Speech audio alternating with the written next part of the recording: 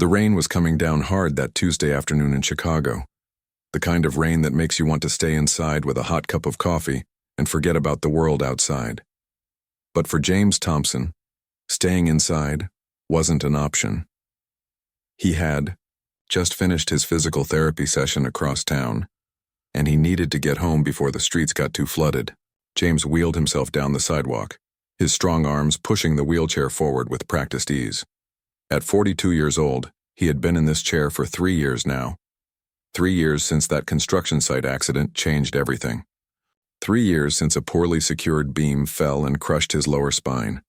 3 years of learning to live life all over again. People often looked at James with pity in their eyes. He hated that look. He wasn't broken. He was just different now. Sure, he couldn't walk anymore, but his mind was sharp. His arms were stronger than ever, and his spirit hadn't died that day on the construction site. If anything, surviving that accident had made him tougher. The South Side neighborhood where James lived wasn't fancy, but it was home. He knew these streets like the back of his hand. He knew Mrs. Johnson on the corner who always waved at him. He knew the bodega owner who saved the newspaper for him every morning. He knew which curbs had the best ramps and which potholes to avoid. As the rain pelted down on his jacket, James thought about dinner. Maybe he'd order Chinese food tonight. Or perhaps he still had that frozen pizza in the fridge. Living alone meant he could eat whatever he wanted, whenever he wanted. Small victories, he told himself. He turned onto Maple Street, his usual route home. The street was mostly empty because of the rain. Smart people were already inside their warm houses. But then he heard something that made him stop.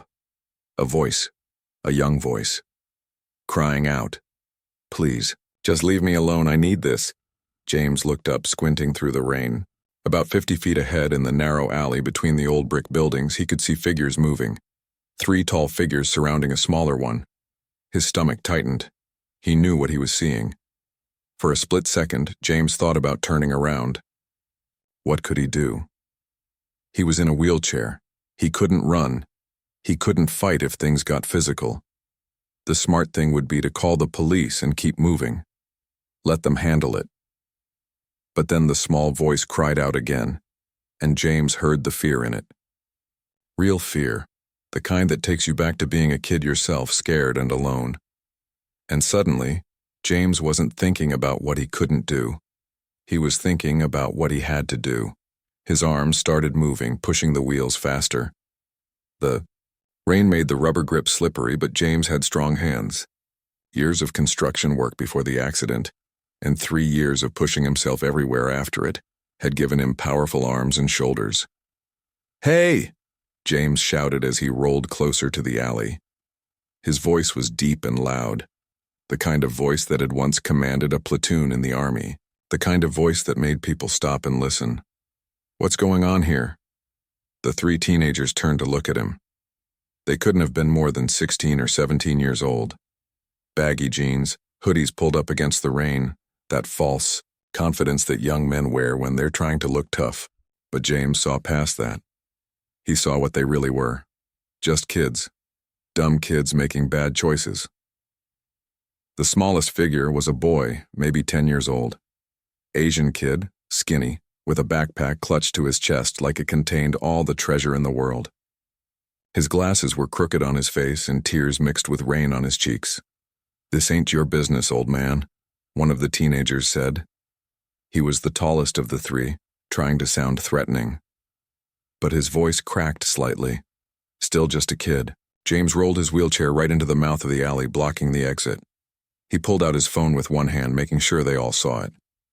"I'm making it my business," James said calmly. He didn't raise his voice. Didn't need to. "And I'm calling 911 right now unless you 3 walk away. Right now." The teenagers looked at each other. James could see them calculating.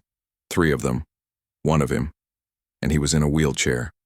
Surely they could just push past him. Take the backpack. Run. But James had been in worse situations. He'd been in firefights in Iraq where 18-year-old soldiers had to become men in seconds. He'd been on construction sites where one wrong move could kill someone. He'd survived an accident that should have killed him. 3 teenage bullies didn't scare him. "You think you're tough?" James said. his finger hovering over the emergency call button. You think taking a little kid's backpack makes you tough? I've seen tough. This ain't it. This is just sad. The smallest of the three teenagers shifted uncomfortably. Come on, let's just go, he muttered to the tall one. Shut up, the tall one snapped. But James could see the doubt in his eyes now. This wasn't fun anymore. This wasn't easy. James started dialing. Chicago Police Department will be here in about 4 minutes. These cameras up there. He pointed to the security cameras on the building corners. Already got your faces, so you got a choice. Walk away now or explain to the cops and your parents why you thought robbing a little kid was a good idea. There weren't actually any cameras pointing at the alley. James was bluffing. But the teenagers didn't know that. The tall one looked at the younger boy still clutching his backpack, then back at James. For a moment, nobody moved. The rain kept falling, drumming on the pavement, on James's wheelchair, on the old buildings around them. This is stupid, the third teenager finally said. Let's just go. The tall one wanted to argue. James could see it in his face. Pride is a dangerous thing when you're young. But then James raised his phone higher, showing the screen with 911 ready to be called. Fine, the tall one spat. Keep your stupid backpack, kid. The three teenagers backed away, trying to look casual, like they were choosing to leave rather than being forced out. They walked past James's wheelchair, giving him hard looks that were supposed to be intimidating. James just stared back, calm and steady, until they turned the corner and disappeared down the street. The moment they were gone, James let out a breath he didn't know he'd been holding. His heart was pounding. His hands were shaking slightly. But he kept his face calm as he rolled over to the young boy, who had slid down against the alley wall and was crying quietly. Hey, buddy, James said gently, his voice completely different now. Soft. Kind. You okay? They hurt you? The boy shook his head, still clutching the backpack. Up close, James could see he was soaked through, shivering from cold and fear. What's your name? James asked. Daniel, the boy whispered. His voice was so small. I'm James. You live around here, Daniel? The boy nodded. 2 blocks that way. He pointed down the street. What's so important in that backpack that you wouldn't let it go? James asked. Daniel unzipped the bag with trembling fingers and pulled out a small pharmacy bag. My mom's medicine, he said. She's diabetic. This is her insulin. It costs a lot of money. If I lost it... His voice broke, and fresh tears started falling. James felt something twist in his chest. This kid wasn't protecting video games or money. He was protecting his mother's life. You're a brave kid, Daniel, James said. But next time, if someone wants your bag, you let them have it. Your life is worth more than anything in that backpack. You understand? Daniel nodded, but James could see he didn't really agree. This was a kid who would risk himself to protect his mother. James understood that kind of love. Come on, James said. I'm not letting you walk home alone. Those idiots might come back. You know how to push a wheelchair? Despite everything, Daniel almost smiled. I think so? Good. You're going to help me get up this hill, and I'm going to make sure you get home safe. Deal? Deal, Daniel said quietly. As they made their way through the rain, James on one side and Daniel on the other pushing together, James started talking. He talked about the weather, about how he used to hate physical therapy, but now it was the best part of his week. About the cat that lived in his building that only had 3 legs but thought he was the king of the world. He talked about anything and everything except what had just happened, because he could see Daniel was still shaking, still scared. By the time they reached Daniel's apartment building, a modest 3-story walk-up with chipped paint and a broken intercom, the boy had stopped crying. This is me, Daniel said, pointing to the building. You going to be okay? James asked. Daniel nodded. Then suddenly he threw his arms around James in a tight hug. Thank you, he whispered. Thank you so much. James patted his back awkwardly. He wasn't used to this. Wasn't used to being someone's hero. He was just a guy in a wheelchair who did what anyone should have done. You take care of your mom, James said as Daniel pulled away. And stay out of alleys, all right? Daniel nodded again, then ran toward his building, the precious backpack still clutched tight. He turned at the door and waved before disappearing inside. James sat there in the rain for a moment longer, watching the building. His clothes were soaked through. He was cold and tired, and his shoulders ached from pushing through the wet streets. But somehow he felt lighter than he had in months. He didn't know it then, but that moment in the rain, that decision to roll into that alley instead of looking away, was about to change his entire life. Sometimes the smallest choices create the biggest ripples. Sometimes helping someone else is exactly what you need to help yourself. As James wheeled himself toward home, the rain finally started to let up. Through the breaking clouds, the last rays of afternoon sun pushed through, painting the wet streets gold. James smiled to himself. Maybe he'd skip the frozen pizza tonight. Maybe he'd order that Chinese food after all. It felt like a day worth celebrating, even if he couldn't quite explain why. He had no idea that in 2 days, there would be a knock on his door that would turn his quiet, simple life upside down in the best possible way. He had no idea that the scared little boy with the backpack would become one of the most important people in his world. He had no idea that his story was just beginning. For now, though, James was just a man going home, feeling a little bit proud, a little bit cold, and a lot more alive than he had felt in a very long time. 2 days had passed since the incident in the alley. James had almost convinced himself it was just another day, another moment that would fade into the background of his life. He was sitting in his small apartment, working on a crossword puzzle and listening to old jazz records when someone knocked on his door. James wasn't expecting anyone. He rarely had visitors. His sister called sometimes, but she lived 3 hours away in Milwaukee. His old army buddies had mostly drifted away after the accident. Not because they didn't care, but because life moves on. People get busy. Friendships require proximity. And James had learned that the hard way. He wheeled himself to the door and looked through the peephole. A woman stood there, Asian, probably in her late 30s, holding a large container of something. Next to her was Daniel, the boy from the alley, looking nervous and excited at the same time. James opened the door, surprised. "Daniel, everything okay?" The woman's face broke into a warm smile, but her eyes were glistening with tears. "Mr. Thompson? I'm Helen Chen, Daniel's mother. Can we please come in? I need to thank you properly." "Oh, you don't need to," James started, but Helen was already shaking her head firmly. "Please," she said. "Just a few minutes." James backed his wheelchair up, gesturing them inside. His apartment was small but clean. He'd learned to keep things organized after the accident. When you're in a wheelchair, clutter isn't just messy, it's dangerous. Helen set the container on his small kitchen table, and James could smell something amazing. Dumplings, homemade by the smell of it. His mouth watered immediately. "Daniel told me what you did," Helen said, her voice thick with emotion. "How you stopped those boys. How you protected him. How you made sure he got home safe." She paused, wiping at her eyes. "That backpack had my insulin. 3 months' worth. I work 2 jobs, and even with insurance, it costs $800. If he had lost it..." She didn't finish the sentence. She didn't need to. James understood. "We couldn't replace it," Helen continued. "I would have had to choose between my medicine and our rent. You don't know what you did for us. You saved more than my son that day. You saved both of us." James felt uncomfortable with the praise.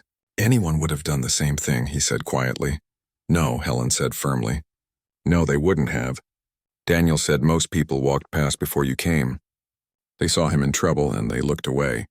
You didn't look away." Daniel had been quiet this whole time, but now he spoke up. "Mom made her special dumplings for you. She only makes them on holidays usually. They take forever." Helen laughed, wiping her eyes again. "Daniel exaggerates, but yes, they take time. It's the least I could do. I wanted to bring them while they were fresh." James looked at the container, then at Helen, then at Daniel. Something was happening here that he didn't quite understand. It had been so long since anyone had done something kind for him, since anyone had seen him as something other than the guy in the wheelchair, the disabled veteran, the man who needed help instead of giving it. "Thank you," James said, and his voice came out rougher than he intended. This is really kind," Helen smiled. "We were hoping you might join us for dinner this weekend. Saturday night. I want to cook you a real meal, please. It would mean so much to us." James wanted to say no. He'd spent 3 years building walls around himself. It was easier to be alone than to let people in and risk them leaving.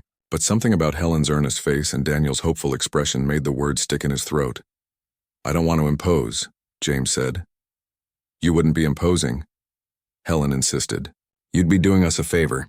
Daniel hasn't stopped talking about you, about how brave you were, about your wheelchair and how fast you could move in it, about your voice that scared those boys away. She smiled. He has a million questions he wants to ask you, but I told him he had to wait until you agreed to dinner first. Daniel nodded enthusiastically. I do have questions, but only if you want to answer them. Mom says it's rude to ask people about their disabilities. Daniel! Helen's face flushed with embarrassment, but James laughed. Actually laughed. It felt good. It's okay. I'd rather have honest questions than people staring and pretending not to notice. You can ask me whatever you want, kid. So you'll come to dinner? Daniel asked hopefully. James looked at them both. At Helen with her kind eyes and tired smile. At Daniel with his crooked glasses and genuine excitement. When was the last time someone had been excited to see him? Yeah, James heard himself say. Yeah, I'll come to dinner. The smile on Daniel's face could have lit up the whole city. That Saturday, James found himself rolling down the same streets toward Daniel's apartment building. But this time without rain, without fear, without teenagers in hoodies. Just a warm evening in late spring with the smell of someone grilling burgers somewhere nearby. He'd thought about canceling 17 times. Made excuses in his head, but each time he remembered the look on Daniel's face and he kept going. Helen answered the door wearing an apron covered in flour. James, come in, come in. I'm running a little behind, but dinner will be ready soon. The apartment was small, probably even smaller than James's. One bedroom that must have been Helen's, and a small alcove where James could see Daniel's bed and a desk covered in schoolwork. The living room and kitchen were combined into one space, but it was cozy, warm. The kind of place that felt like a home, not just an apartment. Pictures covered the walls. Daniel as a baby. A wedding photo of Helen and a man who must have been her husband. School photos showing Daniel growing year by year. My husband passed away 4 years ago, Helen said softly, noticing James looking at the wedding photo. Cancer, fast and aggressive. One day he was fine, 3 months later he was gone. I'm sorry, James said. Helen nodded, her smile sad but genuine. Me too, every day. But we survive. We keep going. What choice do we have? She gestured to the table. Please sit, or, well, you know what I mean. James positioned himself at the table and Daniel immediately plopped down next to him. Can I ask my questions now? Daniel asked. Daniel, let the man breathe first, Helen called from the kitchen. It's fine, James said. Ask away. How fast can your wheelchair go? Can you do wheelies? Have you ever raced anyone? What was it like in the army? Did you ever have to shoot anyone? Mom says that's probably too personal, but I'm still curious. How did you get hurt? Does it hurt now? Can you feel your legs at all? Do you wish you could walk, or are you okay with the wheelchair? The questions tumbled out rapid fire, and James found himself smiling. There was something refreshing about Daniel's honesty. No tiptoeing around, no awkward silences. Just genuine curiosity. That's a lot of questions, James said. Let's see. My wheelchair can go as fast as my arms can push it, which is pretty fast. I can't do wheelies, but I've seen people who can, and it's impressive. I've never raced anyone officially, but I beat a jogger to a crosswalk once, and that felt good. Daniel grinned. The army was hard, but good. I learned discipline. I learned what I was capable of. Yes, I was in combat, but those stories are heavy, and maybe we save those for when you're older. I got hurt at a construction site 3 years ago. A beam fell. I was in the wrong place at the wrong time. It doesn't hurt much anymore, mostly just aches sometimes. I can't feel my legs. And as for your last question, James paused. No one had ever asked him that so directly. Some days I'm okay with it. Some days I'm angry. Some days I wake up and forget for just a second and I try to stand and reality hits me all over again. But I'm alive. I'm here. That's worth something. Daniel nodded seriously, processing this. I think you're really cool, he said finally. Those teenagers were bigger than you and they could run and you still weren't scared. I was scared, James admitted. Being brave doesn't mean you're not scared. It means you do the right thing even when you are scared. Helen brought out plates of food then. Dumplings, rice, stir-fried vegetables, and some kind of chicken dish that smelled incredible. They ate together and somehow it didn't feel awkward. Helen told stories about Daniel's antics at school. Daniel talked about his favorite video games. James found himself sharing stories about his construction days, about the buildings he'd helped create. "You know Abba Little," James said. "I was actually taking night classes before my accident. Learning about design. I wanted to be an architect someday." "Wanted?" Helen picked up on the past tense. "You don't want to anymore," James shrugged. "It's complicated. Architecture firms want people who can climb ladders, walk through construction sites, meet with clients in buildings that might not have good elevator access. It's not really a wheelchair-friendly profession." "That seems stupid," Daniel said bluntly. "You don't need to walk to design buildings." "Daniel, watch your language," Helen chided gently, but she was looking at James thoughtfully. "He's not wrong, though. Surely there are ways." "Maybe," James said, not wanting to get into it. This dream had died with his legs. He'd accepted that. "But let's talk about something else. What's your favorite subject in school, Daniel?" They moved on to other topics, but James noticed Daniel looking at him differently now, like he was thinking about something. After dinner, Helen insisted on sending James home with leftovers. "You're doing me a favor," she said. "Otherwise, Daniel will eat nothing but these dumplings for the next 3 days. As James was leaving, Daniel suddenly spoke up. "Can you come back? Like to visit? Not just for dinner, but just to hang out?" James looked at the boy's hopeful face, at Helen's warm smile, at this little family that had somehow made space for him at their table. "Yeah," James said. "Yeah, I'd like that." And he meant it. Over the next few weeks, James became a regular fixture in the Chen household. He'd stop by after his physical therapy sessions. Sometimes Helen would be there, sometimes just Daniel. They'd do homework together, James helping with math problems. They'd watch basketball games on Helen's small TV. James taught Daniel some basic chess moves. It was strange, this friendship. James hadn't realized how lonely he'd been until he wasn't lonely anymore. Helen never treated him like he was fragile or broken. Daniel never treated him like he was different. They just treated him like James, like a friend, like family. One evening, about 2 months after that first dinner, Daniel was working on a school project at the dining table while James watched. The boy was concentrating hard, his tongue poking out slightly as he worked. "What's the project?" James asked. "We have to write about a hero," Daniel said. "Someone in our community who did something brave or important." "I'm writing about you." James felt that familiar discomfort. "Daniel, I'm not a hero. You saved me," Daniel interrupted, looking up with serious eyes. "And not just that day in the alley. You've been helping me with school, teaching me stuff, making me feel like I can ask questions without being dumb. Mom's been happier too. She smiles more now." "You did that?" James didn't know what to say to that. "Can I interview you properly for my project?" Daniel asked. "I need to include details about your life and stuff." "Sure," James said, his voice a little rough. "What do you want to know?" Daniel pulled out a notebook. "Tell me about before your accident. What were you studying?" So James told him. About the night classes in architecture. About his dream of designing buildings that everyone could access, not just able-bodied people. About the sketchbook full of designs he'd drawn and then shoved in a closet because what was the point? "Can I see them?" Daniel asked. "Your designs?" "They're nothing special," James said. "Can I see them anyway?" The next time James visited, he brought the sketchbook. He felt foolish doing it, like bringing a childhood diary to show someone. But Daniel's face lit up when he saw the drawings. "These are amazing," Daniel breathed, flipping through pages of building designs, accessibility features, innovative ramps and spaces. "Why did you stop?" "Because dreams change when your life changes," James said simply. But Daniel was shaking his head, still staring at the drawings. "These shouldn't stop. These are too good to stop." He was just a kid. What did he know about the real world? About limitations and barriers and closed doors?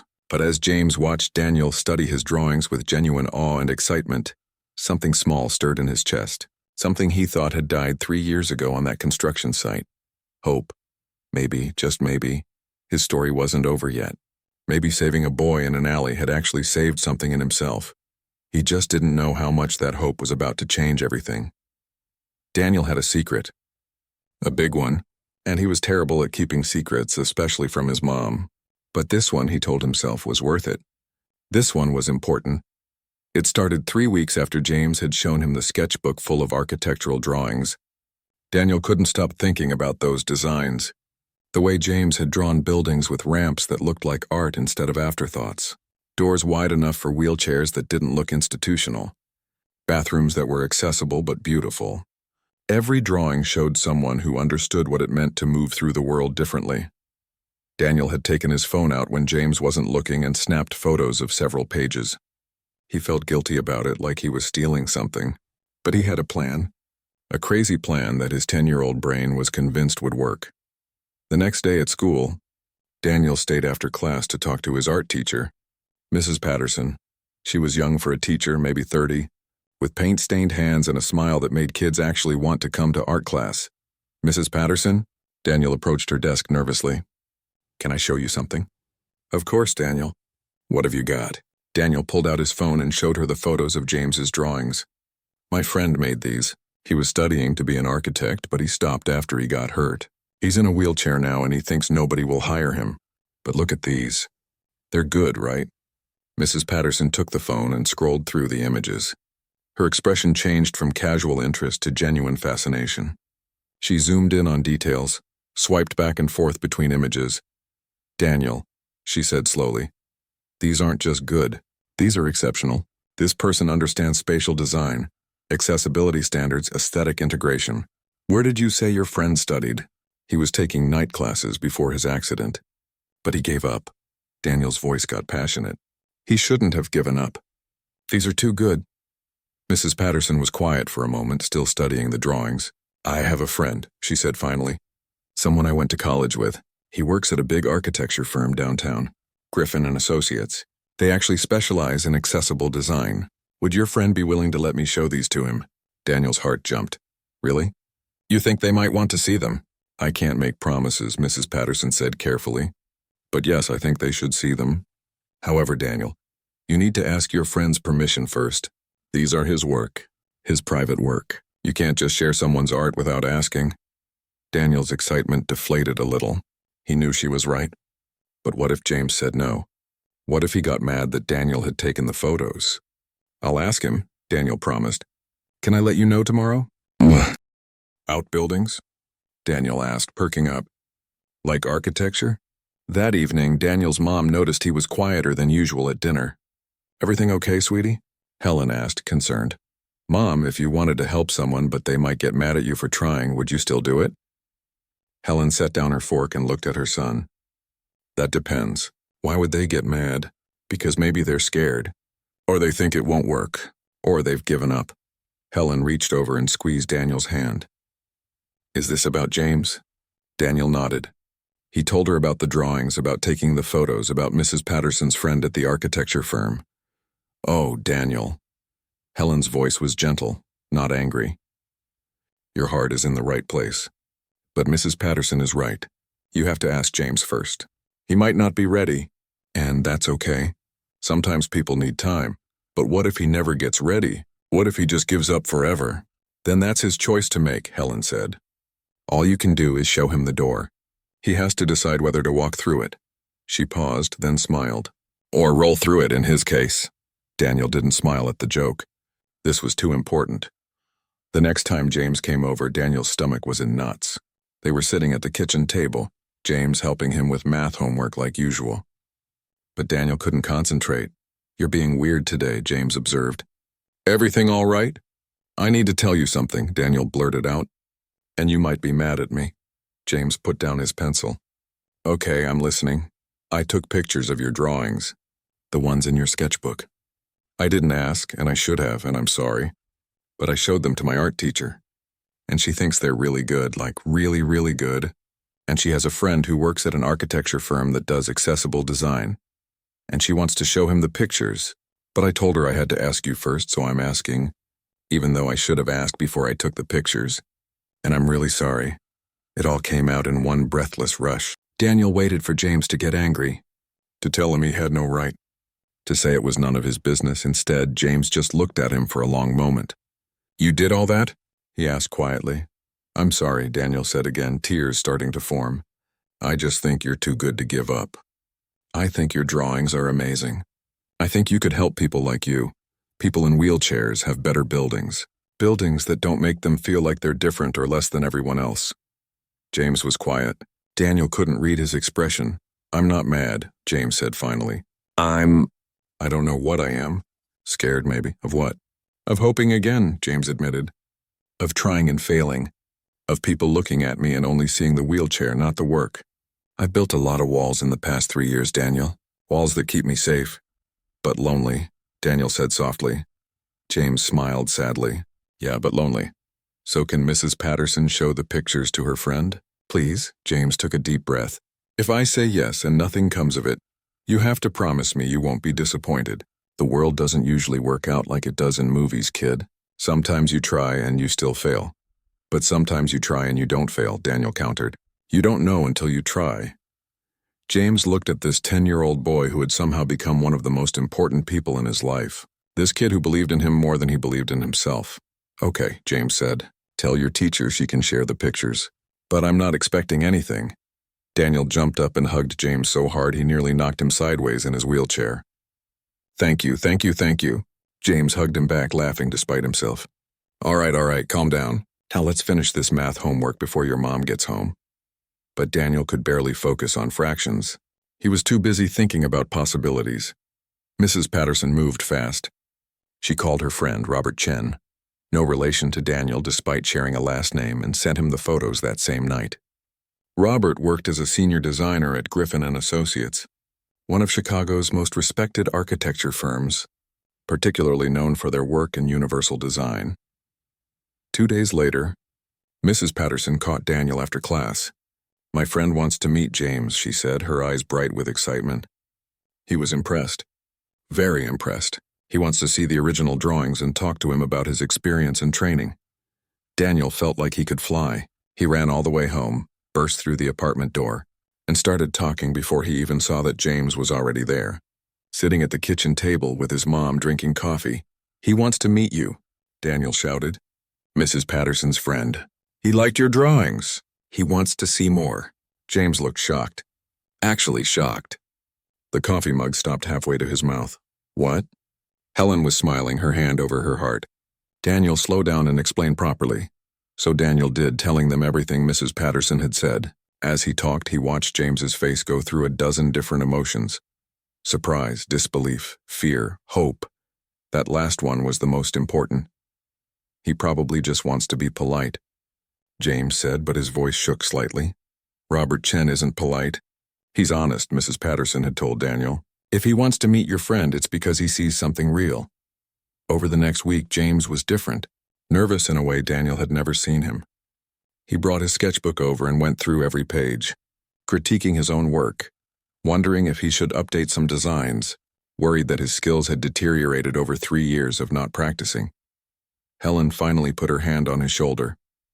"James, stop, you're spiraling. Your work is good. You know it's good. Trust yourself." "I don't know if I can do this," James admitted. "What if I get there and he takes one look at me and realizes it was a mistake?" "Then he's an idiot," Daniel said matter-of-factly. "And you'll know his company isn't worth working for anyway." James laughed despite himself. "When did you get so wise?" "I've always been wise. You just noticed." The meeting was scheduled for a Thursday afternoon.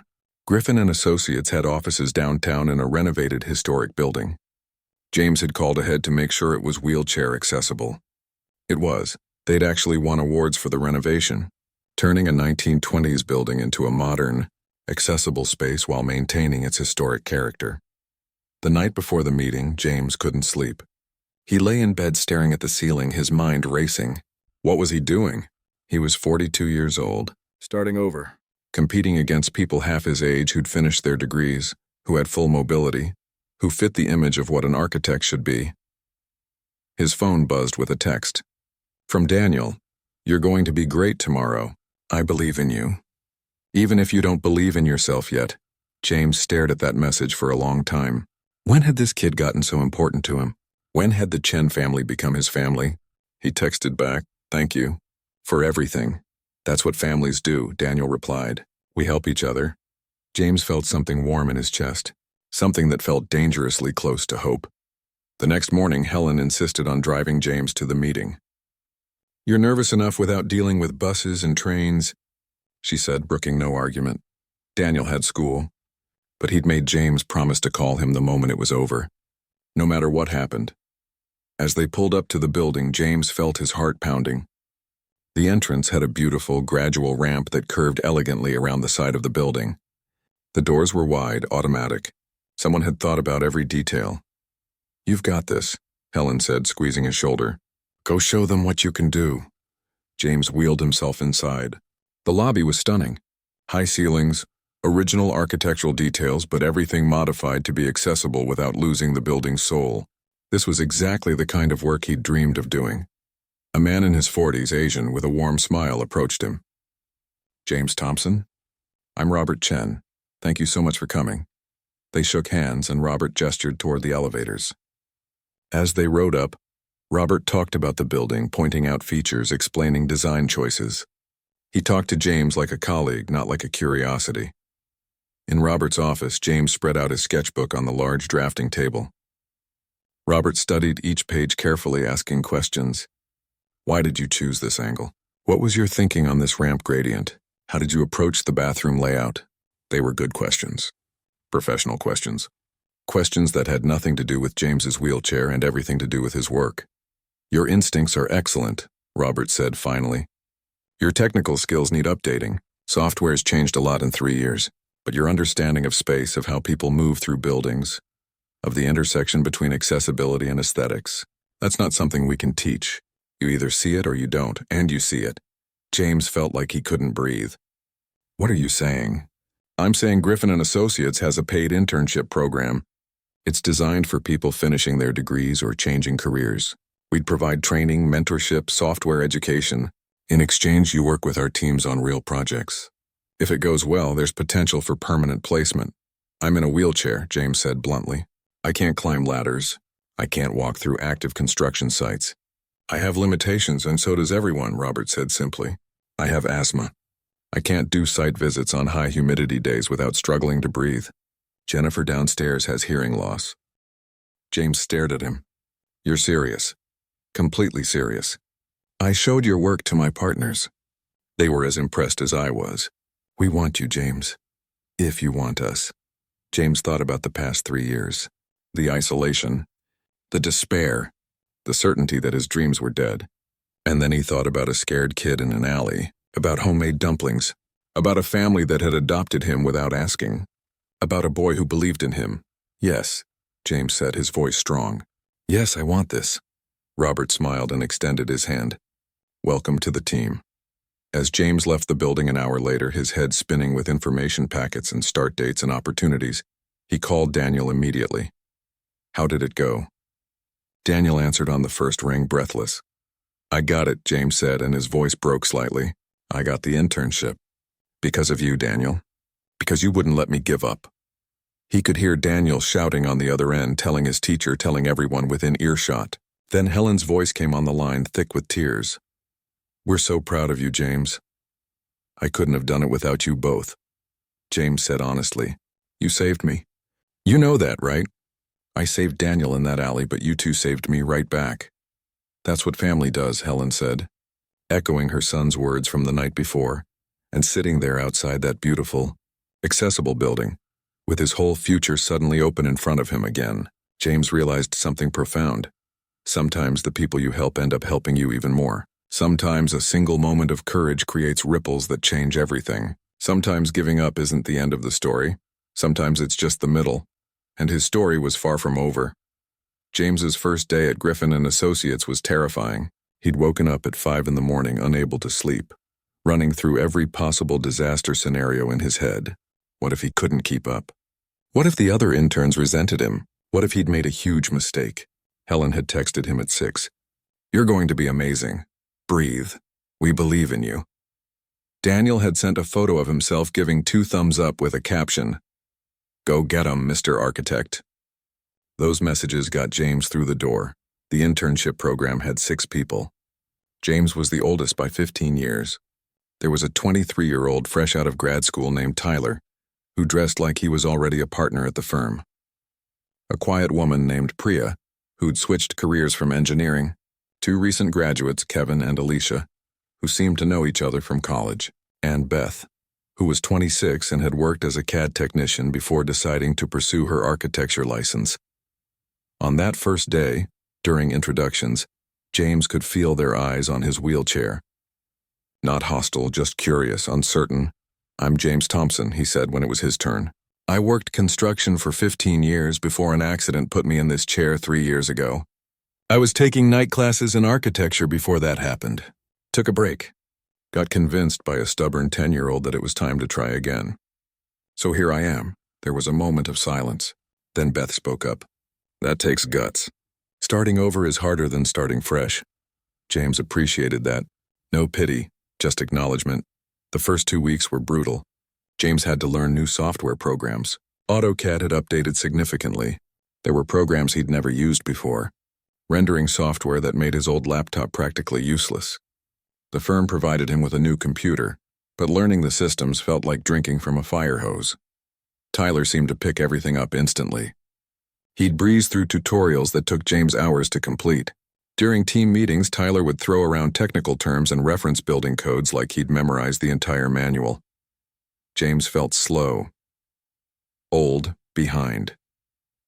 One evening, working late at the office, Robert found him still at his desk, frustrated tears in his eyes as he tried for the 20th time to render a 3D model that kept coming out wrong. "Go home, James," Robert said gently. "I'm almost done. I just need to figure out why this wall keeps disappearing when I rotate the view." "James, go home. That's not a suggestion." James looked up, defeated. "I'm the worst one in the program, aren't I? I'm too old, too slow, too far behind." Robert pulled up a chair and sat down. "You want to know something? Tyler fails at everything that matters. His designs are technically perfect and completely soulless. He follows every rule and understands none of the reasons behind them. You want to know who the senior partners are talking about?" Me? "Your community center design from last week's assignment. Everyone else designed exactly what was asked for. You designed something that understood what the community actually needed. You added green spaces where people could gather. You positioned the entrance so it welcomed everyone equally. You thought about sight lines for parents watching their kids, about quiet corners for teenagers who need space, about accessibility that didn't feel like an afterthought." James hadn't thought his design was anything special. He'd just drawn what felt right. "Tyler will be fine," Robert continued. "He'll get hired somewhere, follow the rules, make decent buildings. But you? You're going to make buildings that change how people live. That's worth being a little slower at software." James wiped his eyes, embarrassed. "I'm not usually this emotional." "Starting over is hard," Robert said. "Give yourself some grace. Now seriously, go home. Get some sleep. The software will still be here tomorrow." James went home, but he didn't sleep. He practiced. Every night after work, he'd work on the software for another 2 or 3 hours. Helen scolded him for it, but James was determined. If he was going to be slower to learn, he'd make up for it by working harder. Daniel noticed James was tired all the time. "You look like a zombie," the boy said bluntly one Saturday afternoon. "Thanks, kid. Really building my confidence here. I'm serious. You're working too hard. Even Mom says so. I have to work hard. I'm competing with people half my age." Daniel crossed his arms, looking remarkably like his mother when she was about to make a point. "You're not competing with them. You're working with them. There's a difference." "When did you become so smart?" James asked, but he knew Daniel was right. He was treating the internship like a competition instead of an opportunity to learn. The next week, James made himself ask for help. When he got stuck on something, instead of struggling alone for hours, he'd turn to Priya or Beth. Turned out they got stuck on things too. Tyler might have been fast, but even he didn't know everything. They started helping each other. Kevin was great at structural calculations. Alicia had an eye for color and materials. Beth understood building codes better than anyone. Priya could spot engineering problems before they became disasters. And James, he was learning, had an instinct for how spaces felt, how people moved through them, what made a building welcoming instead of just functional. 2 months into the internship, the firm announced a competition. Each intern would design a small public library for a neighborhood that was being revitalized. The winning design would be presented to the actual client. It might even be built. James threw himself into research. He visited the neighborhood, rolling through the streets talking to people. He went to the existing library, a cramped building from the 1960s that was falling apart. He talked to the librarian, Mrs. Washington, who'd worked there for 30 years. What do people need? James asked her. Space, she said immediately. The teenagers need somewhere they can study that's not their crowded apartments. The elderly need places they can sit without feeling like they're in the way. Parents need areas where their kids can be loud without disturbing everyone. And everyone needs to feel like this place is theirs. Not just a building they visit, a place that belongs to them. James sketched while she talked. Not detailed drawings, just ideas, shapes, possibilities. He spent 3 weeks on his design. While other interns focused on impressive facades and dramatic architecture, James focused on the inside. On flow. On creating different zones for different needs. On making sure someone in a wheelchair like him could reach every shelf. On ensuring a mother with a stroller could navigate easily. On providing quiet study rooms and loud play areas. On natural light and gathering spaces. His exterior was simple, almost plain compared to Tyler's dramatic glass structure or Kevin's modern angular design. But everything James designed had a purpose. The day of the presentations, James was nervous. He went last, watched as Tyler presented his sleek, impressive design, as Alicia showed her beautiful building with stunning aesthetics. His own design suddenly felt too simple, too plain. But when it was his turn, he didn't just show drawings. He told stories. He talked about Mrs. Washington and her 30 years of service. About the teenager he'd met who did homework at McDonald's because his apartment was too loud. About the elderly woman who said the current library steps made her feel unwelcome. About the mother who couldn't get her double stroller through the narrow aisles.